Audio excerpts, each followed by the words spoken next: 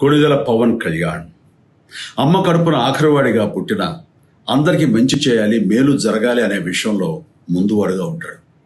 తన గురించి కంటే జనం గురించి ఎక్కువగా ఆలోచించే మనస్తత్వం నా తమ్ముడు కళ్యాణ్ బాబుది. ఎవరైనా అధికారంలోకి వచ్చాక ప్రజలకు ఏదైనా చేయాలనుకుంటారు.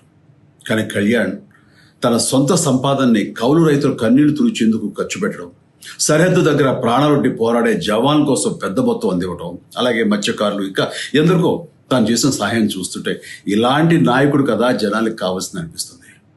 ఒక రకంగా చెప్పాలంటే సినిమాలోకి తను బలవంతంగా వచ్చాడు, రాజకీయాల్లో మాత్రం ఇష్టంతోనే వచ్చాడు. ఏ తల్లికైనా తన కొడుకు కష్టపడుతుంటే గుండె తరుక్కుపోతుంది. అలాగే ఏ అన్నకైనా తన తమ్ముడు అనవసరంగా మాటలు పడుతుంటే బాధేస్తుంది. అలా బాధపడుతున్న నా తల్లికి ఈ అన్నయ్యగా ఒక మాట చెప్పాను. నీ కొడుకు ఎంతోమంది తల్లుల కోసం, వాళ్ళ బిడ్డల భవిష్యత్తు కోసం చేసే యుద్ధం అమ్మా ఇది. మన బాధ కంటే అది ఎంతో గొప్పది అన్నాను. అన్యాయాన్ని ఎదిరించకుండా మౌనంగా ఉండే మంచివాళ్ల వల్లనే ప్రజాస్వామ్యం మరింత నష్టం అని నమ్మి జనం కోసం జన సైనికుడయ్యాడు.